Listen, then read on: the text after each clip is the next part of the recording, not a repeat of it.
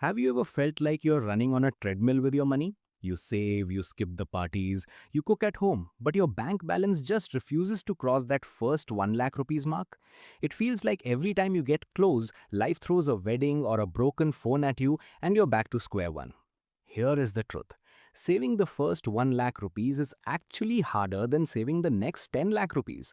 It's not your fault and you're not bad with money. It's just that below 1 lakh rupees, your money has zero power. It's like trying to start a fire in the rain.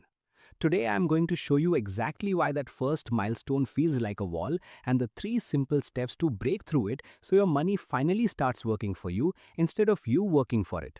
Let's look at why you are stuck. Okay, so it's the 28th of the month. You've been incredibly disciplined. You skipped the team lunch 3 times, you said no to that concert, you cooked at home, actually cooked every single evening. You've been tracking every rupee on your budgeting app like it's a sacred practice. And you open your savings account and it shows 82,000 rupees, 18,000 rupees away from 1 lakh rupees. And then your phone buzzes. Your friend is getting married in Goa. Man, it's gonna be epic. You have to come.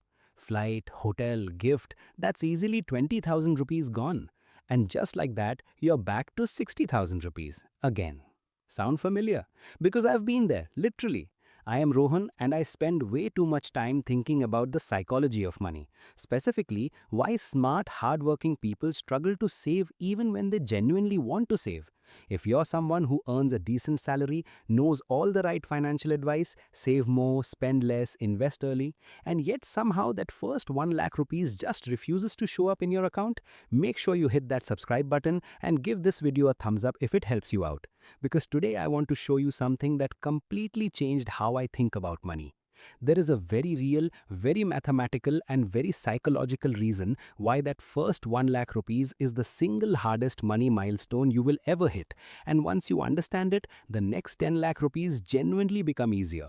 Not metaphorically easier, mathematically easier. Let's get into it. Okay, so here's the thing. India's household net financial savings dropped to 14 lakh 16,000 crore rupees in 2022-23, down nearly 40% from just 2 years earlier, according to RBI data.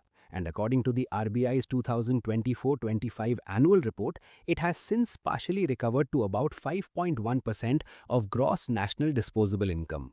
Now you might be thinking, Rohan, those are massive macro numbers. What does that have to do with me not hitting 1 lakh rupees? Everything. Let me explain. India is simultaneously going through two contradictory trends right now. We are, on one hand, the fastest growing major economy on the planet. The RBI now projects 7.4% GDP growth for 2025-26. We have over 10 crore SIP accounts as of early 2026, according to AMFI data. SIP collections alone hit a record 29,361 crore rupees in a single month, September 2025. That's 29,000 crore rupees in 1 month. People are investing. But on the other hand, the average Indian household's net financial savings as a share of GDP has essentially halved over the last decade. And the reason isn't that people stopped caring. The reason is something far more interesting. We are spending more, borrowing more, living bigger, and this is the key part, we are doing it at the exact income levels where saving should be easiest to start.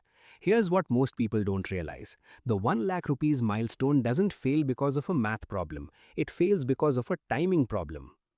Okay, let's do some real numbers. Let's say you earn 50,000 rupees a month, which is actually slightly above the median urban salary in India right now. After rent, food, transport, phone, subscriptions, EMIs, the occasional night out, let's say you can realistically save 5,000 rupees a month, which is, by the way, what most financial advisors tell people in this bracket to start with. At 5,000 rupees a month, to reach 1 lakh rupees, you need 20 months. 20 months. That is 1 year and 8 months of perfect discipline with zero disruptions. No weddings, no medical bills, no phone dying, no impulse buy, no nothing. Just pure robotic saving. And we all know that's not how life works. But now, here's where it gets really interesting. Once you have that 1 lakh rupees, watch what happens. You invest that 1 lakh rupees in a decent diversified index fund. Nifty 50 has historically returned around 12 to 13% annually over the long term. At 12% annual returns, your 1 lakh rupees becomes 1 lakh 12,000 rupees in 1 year. You've earned 12,000 rupees in returns without doing anything. That's 2.4 months of your savings working for free. You keep adding 5,000 rupees a month. By month 30, just 10 months after you crossed 1 lakh rupees, your portfolio isn't at 1.5 lakh rupees. It's already at 1 lakh 62,000 rupees. You've made an extra 12,000 rupees literally in your sleep. The math has shifted. And this gap between saving from zero and saving once you have capital, it widens every month. By the time you have 5 lakh rupees invested, your annual return alone is 60,000 rupees. That's a full year of your previous savings effort being matched by your portfolio automatically every 12 months. This is the wealth curve. It's not a straight line, it's an exponential curve. And the cruel joke is, the flattest part of the curve, that's exactly where most people give up. You quit on the runway right before takeoff. Now, here's where it gets into territory that I find fascinating. Because the math alone doesn't explain why so many people fail at this stage. The math is actually simple. It's the brain that's complicated. There are three specific psychological forces working against you when you're building your first 1 lakh rupees. And nobody talks about these in personal finance. Number one, the invisible progress problem. When you're trying to lose weight and you lose 2 kilos in the first month, you can feel it. When you're trying to get fit and you do 20 push-ups on day 1 and 30 on day 14, you can see it. Progress is visible. It motivates you to continue. When you go from 0 rupees to 5,000 rupees in savings, you feel nothing. Your lifestyle hasn't changed, your phone hasn't changed, your identity hasn't changed. You are, to all external appearances, the exact same person who had zero savings last month. There is zero psychological reward feedback. Compare that to going from 9 lakh rupees to 10 lakh rupees. That's crossing a crore countdown threshold in your head. That feels like something. The number has personality. But 5,000 rupees to 10,000 rupees? It's just a number. It doesn't feel real. Number two, lifestyle creep, Indian edition. Look, I want to say this carefully because I'm not here to lecture anyone, but India's consumption economy has fundamentally changed in the last 5 years. We have food delivery apps, OTT subscriptions, EMI options for everything, including a 3,000 rupee pair of sneakers, buy now, pay later on shopping apps, and a social media feed that is essentially a 24/7 advertisement for a lifestyle slightly better than yours. The BNPL, buy now, pay later market in India has exploded past $30 billion in gross merchandise value and is still growing. These services make spending feel free.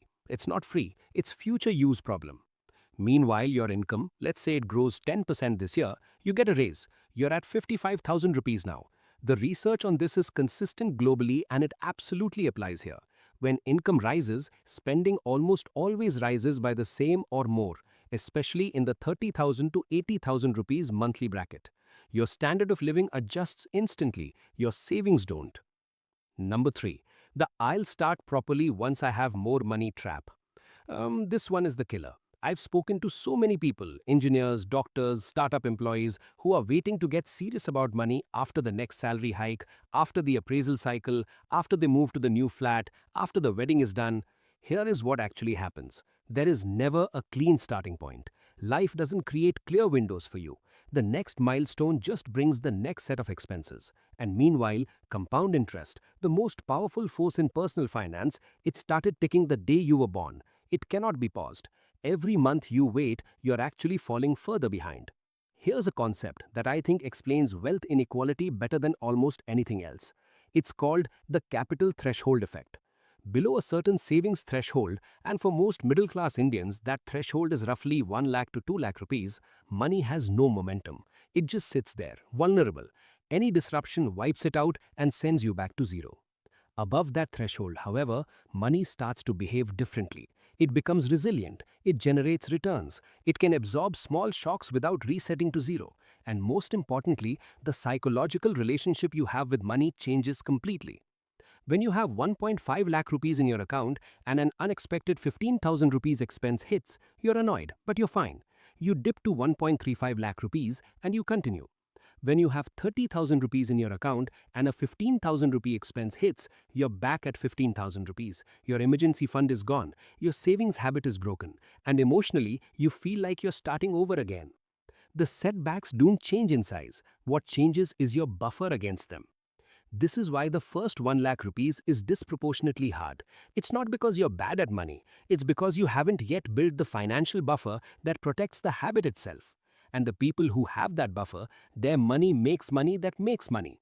According to RBI data, the share of household savings going into stocks and debentures grew from just 1% of GDP in 2014 to around 5% of household financial savings by 2024. The people putting money into markets are overwhelmingly those who already have capital. First time investors almost always enter after crossing some threshold. Okay, so how do you actually break through? Here's the framework I want you to try. Not 6 steps, 3. Focused, real. Step 1. Automate the escape velocity. The 1 lakh rupees goal fails because it's too vague and too far away. Your brain can't process 20 months, so we shrink it. Open a separate savings account, not your main account, a different one with a different app if possible, and set up an auto debit for the first of every month. The day your salary hits, not the 15th, not when I see what's left, the first. The amount? Start at whatever feels slightly uncomfortable. If 5,000 rupees feels easy, do 7,000 rupees. If 7,000 rupees feels fine, do 10,000 rupees. You want it to create mild friction in your lifestyle because that friction is the signal that it's working. Pay yourself first. This is not a new concept, but most people do the opposite. They spend first and save what's left. What's left is always 0 rupees, always. Step 2. Build the anti-setback walls separately. One of the reasons people reset to zero is that their savings account is also their emergency fund, which is also their random expenses account. It's all one pile, so every setback feels like a total wipeout.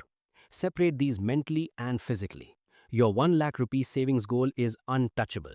It is not for emergencies. Emergencies have their own small separate fund. Start with just 20 to 25,000 rupees for absolute basics. Now your savings account isn't a target for life's chaos anymore. It's protected, and that psychological protection is enormous. Step 3. Invest at 50,000 rupees, not 1 lakh rupees. Most people wait to hit the goal before investing. That's backwards. At 50,000 rupees, start a SIP, even 2,000 rupees a month in a nifty index fund. Why? Not because 50,000 rupees will transform your returns, but because it commits you psychologically to the finish line. You now have money in the market, you have an investing identity, you check your portfolio, you feel ownership over your financial future. That identity shift from person trying to save to person who invests is what carries you through the last 50,000 rupees to 1 lakh rupees. It sounds too simple, but I've seen this work again and again. The investment doesn't just grow your money, it grows your relationship with money. Look, I want to put this in perspective before we wrap up. India added over 2 crore new mutual fund SIP accounts in 2025 alone. Monthly SIP inflows have crossed 26,000 to 29,000 crore rupees. Younger Indians, people in their mid-20s and 30s, are investing at rates that genuinely didn't exist a decade ago. That's real. That's a cultural shift in how this country thinks about money. But here's what that data hides. For every person who started a SIP and stuck with it, there are 2 or 3 who started, hit a rough month, paused, and never restarted. The entry is easy, the momentum is hard. And the momentum is hardest precisely at the start, below the 1 lakh rupees, below the capital threshold. This is where I want you to be honest with yourself. Not brutal, honest. Look at your last 6 months of bank statements, not to judge yourself, to identify the specific 2 or 3 recurring expenses that are silently eating the runway. Because I promise you, once you hit that 1 lakh rupees, once you cross that threshold and you feel your money start to actually move and grow, the motivation is completely different. The math is on your side, the psychology is on your side, the compounding engine is running. The first 1 lakh rupees doesn't just add 1 lakh rupees to your life, it changes who you are with money. So to summarize, the first 1 lakh rupees is harder not because of a math failure, but because of a timing and psychology failure. You're fighting lifestyle creep, invisible progress, and an economy designed to extract your money before you can protect it, all while your capital is too small to generate any momentum of its own. The solution is to treat that first 1 lakh rupees like a mission, not a vague intention.